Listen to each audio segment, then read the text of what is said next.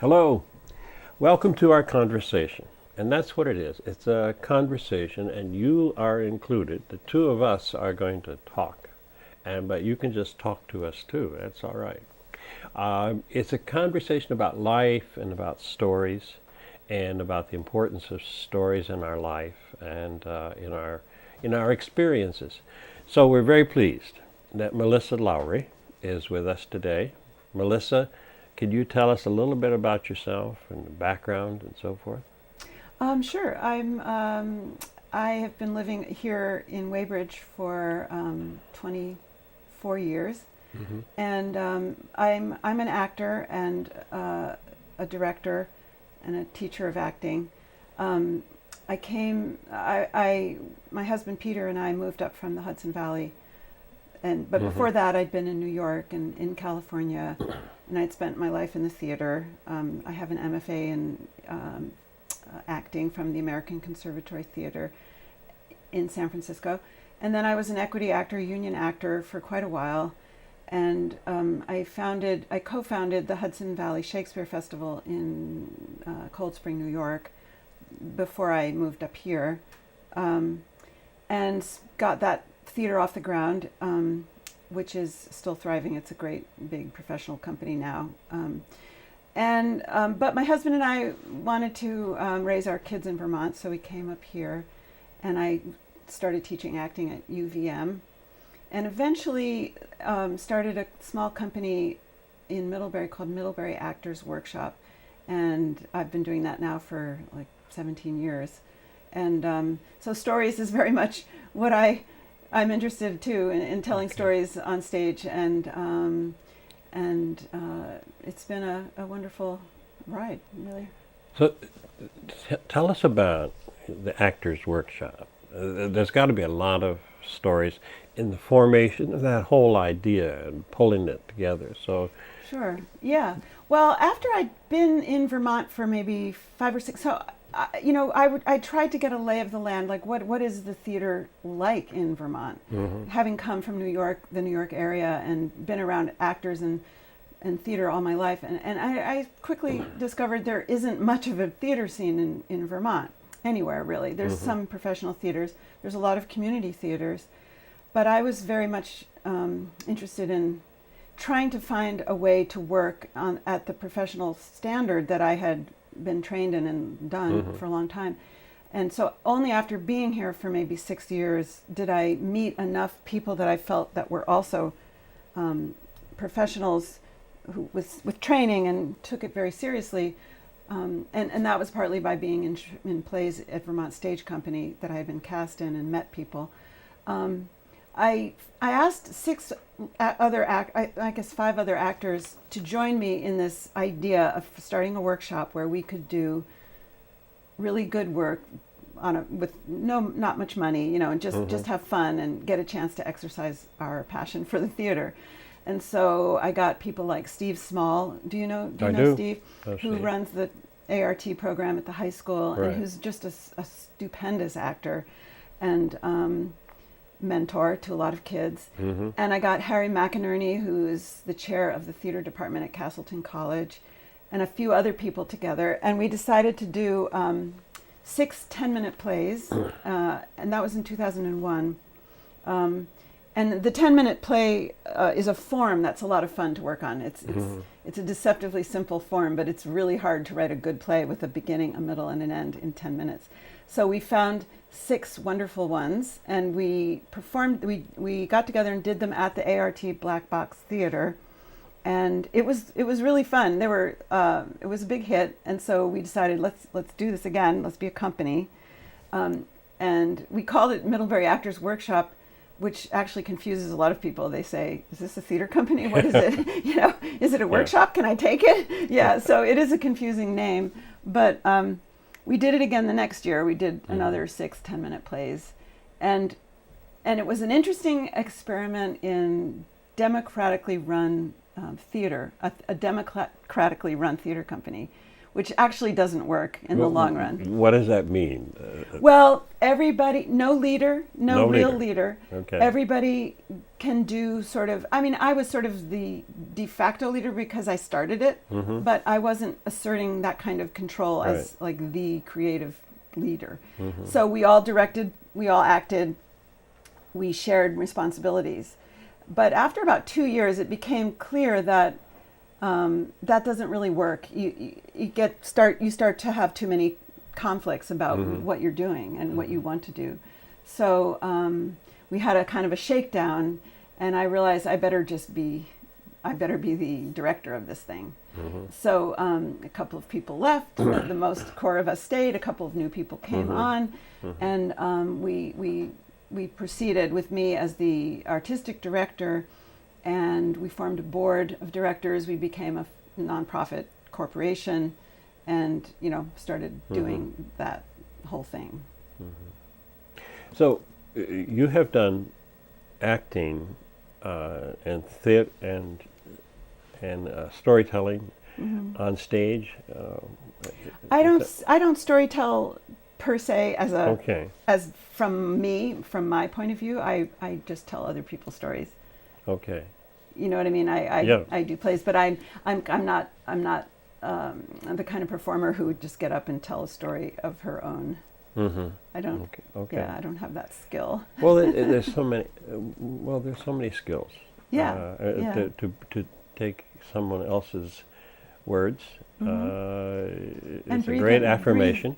Yeah, and actually the process of taking someone else's story and someone else's words and breathing life into it and making it three-dimensional and deep and personal is a different kind of creative process, but it is one also. Definitely. Have you had some particular readings that you've liked that are especially important to you? Certain plays, you mean? Right. Yeah. I think a lot of the plays we've done have deeply resonated with me. I usually only pick something if it feels resonant, if it feels like I can relate to it personally. But some of the greatest stuff we've done, some of the great shows we've done, Speed the Plow by David Mamet, Cat in a Hot Tin Roof, Tennessee Williams, Richard III, Shakespeare, some new plays, Body Awareness by Annie Baker, who's a young, very successful and brilliant playwright, Of Mice and Men, Steinbeck. Lenny. Yes, and Steve Small played Lenny. Oh. He was amazing, amazing. Would have liked to have seen that. Oh, it was really something. Yeah. And Harry McInerney played George, and the two of them are very, very good on stage together. And so I've tried to cast them together whenever I can.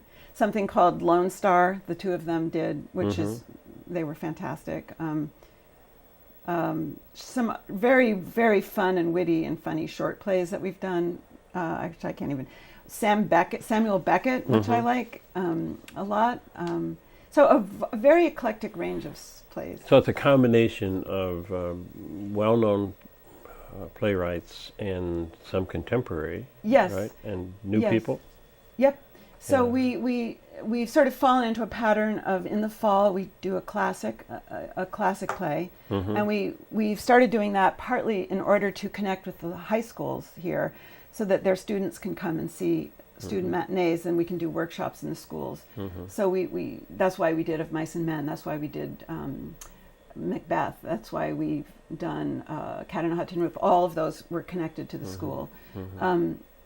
So in the fall, a classic, and in the spring or winter or summer, we usually do only 2 or 3 plays a year, we do something more contemporary, more edgy, more, more, yeah. I noticed on the information I had that you're doing some play readings. Describe that for us. So we just decided to initiate something called the Cutting Edge Off-Broadway Play Reading Series, and that is because we can't afford to do a full production of every of many plays, and we also have the economic.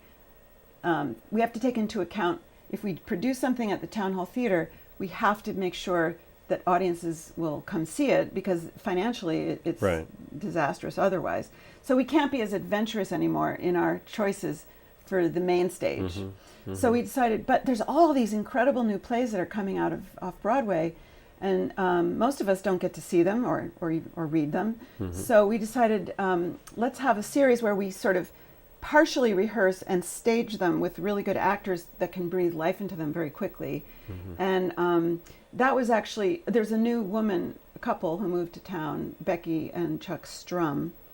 And Becky is a theater person with a lot of experience. So she was looking to get involved, and she came to me, and we came up with this idea. So she's curating, picking those plays for the most part, and directing them. So do they come all together, or they come stretched out over? They're stretched out. We just did one last Sunday called Marjorie Prime, which was a fascinating play. And then we're doing another one in November, one in like the winter, and one in the spring. So just four. Four. Stretched out, yeah. Well, 4 plus a 2. Yeah. You got good bill. So we're trying to keep our, keep things happening for those who love theater, so that they have options of what to see. Yeah. Let me take you back earlier, if you would, in your life. When you were younger, were you one of these folks that would say, "Let's do a play"? Sort of like who is it? Anyway, Shirley Temple. No. Oh, you mean like something in your backyard, or Yes, something right. in your house? Was that you, or not? I don't think I did a lot. Some, not a ton. But what hooked me in, though, was my parents were both involved in community theater, and when I was in 4th grade or something, I was cast in with my father in a play called The Tiger at the Gates, which is about Greek. It's about King Priam and Helen of Troy, that story. So I was cast as this little princess Polixenes, the daughter of King Priam. I think she was. Anyway, my father was the king, and that was a show that actually went to New York City in some cultural exchange program.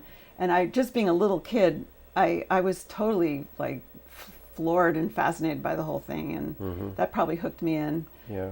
I still remember my costume, which is like, I have a terrible memory, so I can't remember much, but I do remember my little costume. And I also went to see a lot of plays because of them.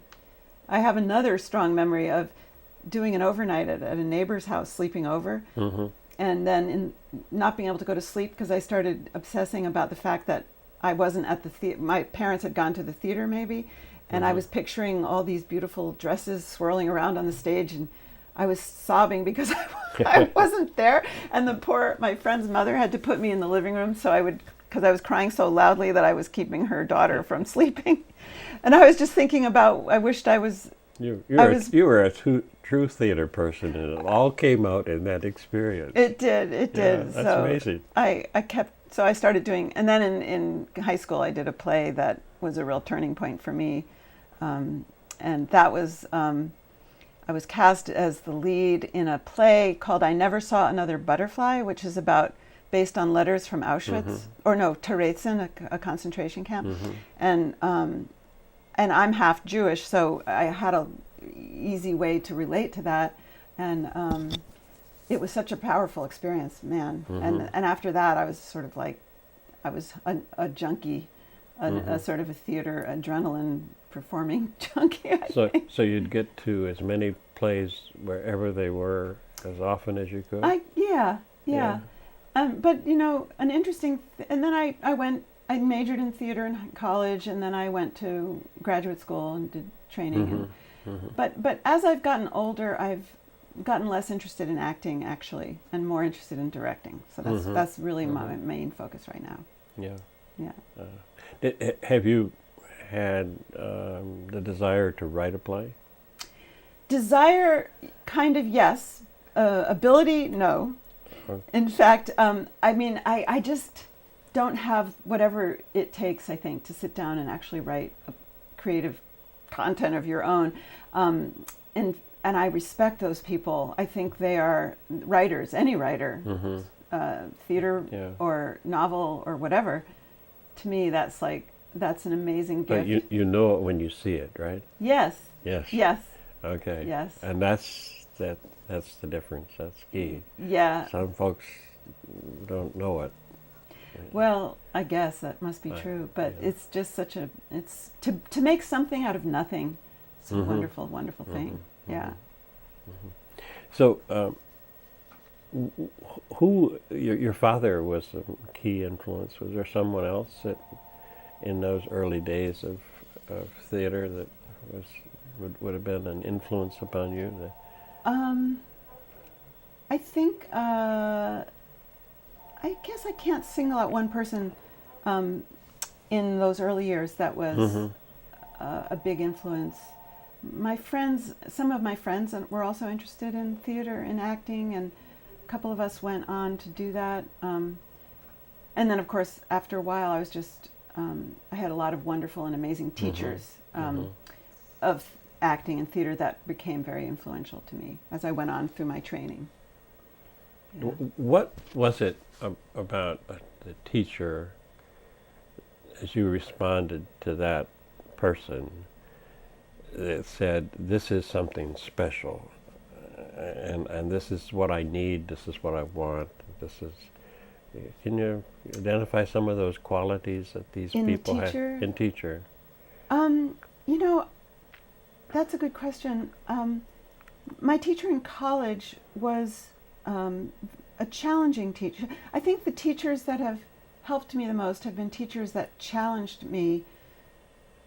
They were supportive, but they were also challenging in that helping me get better in the areas that I needed to get better in. And I had certain natural abilities, but the people who forced me to confront the things that I wasn't good at and that needed to get open up and get better at. But some of it's technical. There's a lot of technical stuff you have to do, learn, vocal, physical, speech-wise, you know.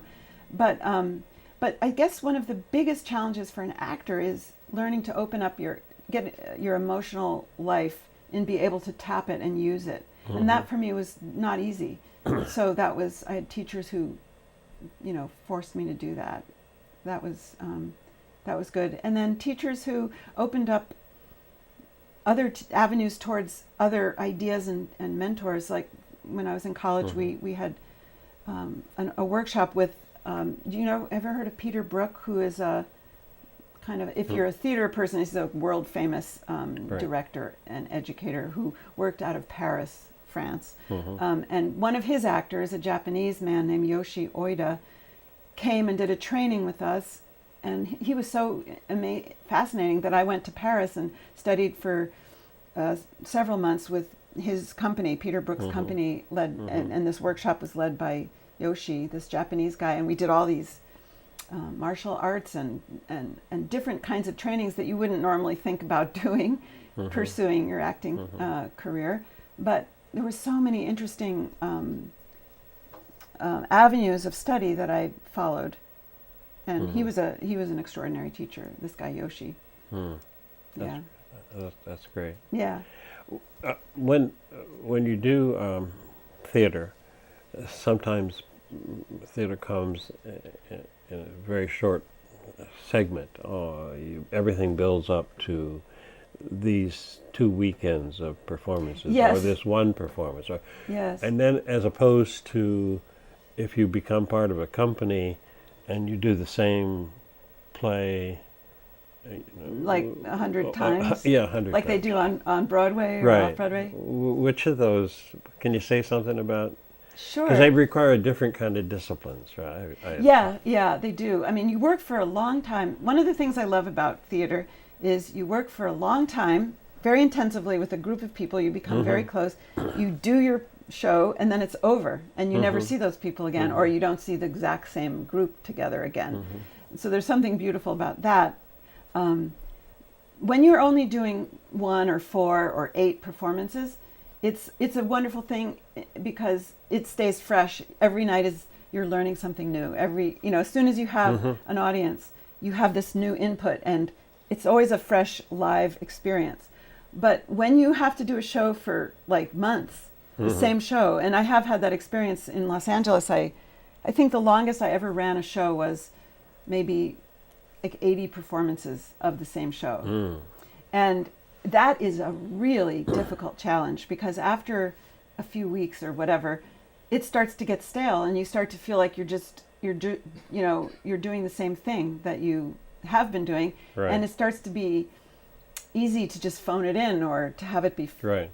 not fresh anymore. Right. And in fact, you see that all the time. I notice it when I go to see a show on Broadway.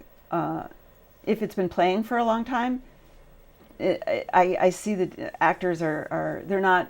I don't think maybe everyone notices this, because you probably have to be a trained actor to notice it. But when people just aren't fully invested in the moment, but they're just recreating a moment that So there's not an edge. there's not a live edge to it anymore. Okay. It's like there's something dead about it. Right. And it's really hard for that not to happen. Phone it in is a good image for that. Yeah, right. Yeah. It's very hard for that not to happen. Now, you teach Shakespeare. Everybody I've ever met who's taught Shakespeare has had Shakespeare stories in terms of people, students, how they respond to Shakespeare. And in terms of those who are all the way just caught up and come alive with it, and then those who you just shake their head like Yeah, that. because they had a terrible experience Right. with it. So what's been your experience with Shakespeare? Well, I think I was like everyone else in high school when we read Romeo and Juliet. It didn't impress me that much. It didn't speak to me that much. I think typically high school experiences with Shakespeare are not very exciting, because you're forced to sit and read the play, and you don't really understand much of it. I think that's a mistake. I think the way to teach Shakespeare is to have people do it. Because the minute you start doing it, you start to experience the joy of maybe learning a lot of new words. But because these plays are written in iambic pentameter or other forms of verse, or even prose, the richness of the language itself is stimulating and exciting. And the action, there's tons of action. So you can start to feel it in your body and in your imagination. So I think, but for me, it didn't come alive until I really studied it in graduate school. Yeah. Yeah.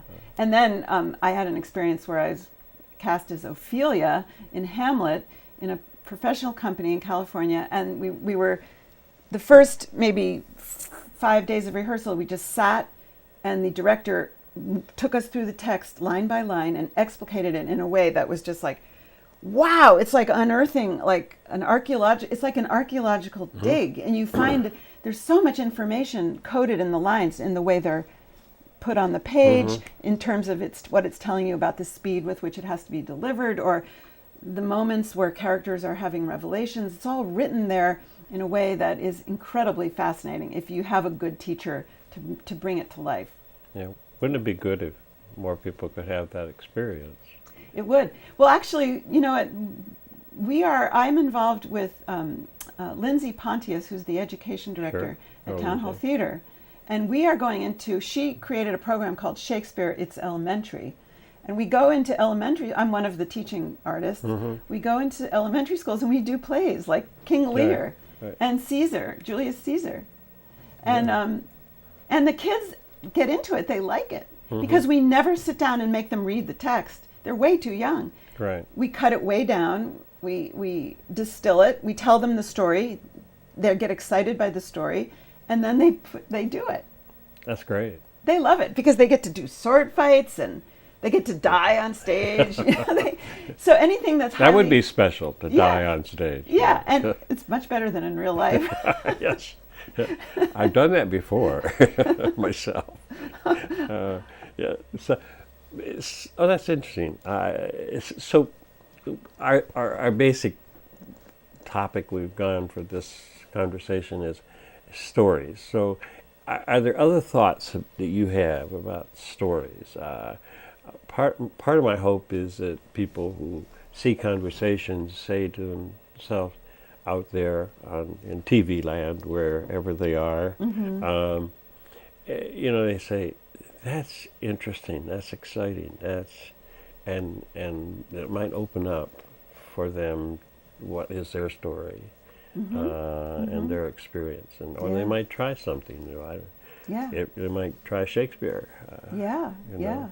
So that's kind of a hope. But so, what other thoughts you might, if you have some other thoughts about storytelling or stories that. Well, I think, like you, stories are absolutely fundamental to my experience of living. I don't know that I can tell a good story, but I'm totally, constantly reading stories. I read a lot. So to me, the most gratifying thing is to immerse myself in a story that is not my own story, because it expands my awareness of life, of human beings other than myself. I love to dive into other worlds and expand my horizons that way.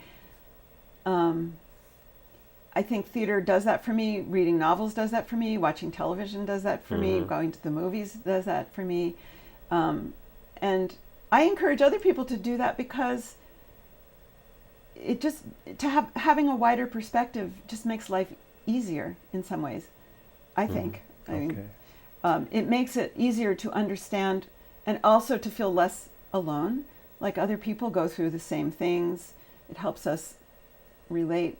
But telling your own story is important too, especially for those who want to do it. And I think that anyone who gets the urge to write down their story, and there's things you can do. You can go take they're even having a class, I think, maybe at the Flynn, on how to do a moth story, like how to tell your own story in the style of the Moth, that radio thing. Right. And or write your own story, or write a play. There will be 2 Moth experiences in town. In October, the young people from the college do an event called Cocoon. Yes. And about 6 or 8 people from the students and the college, the teachers and the community will do a Moth experience. And then in November, the Hospice Society, hospice volunteers, will have their annual meeting, and they will be doing a storytelling event like that, with the emphasis on stories from the hearth. So those are 2 things that are coming down the road. Who knows? Now, they won't find these when they see this tape 3 years from now, but they're contemporary, and we need to grab a hold of them and tell. So.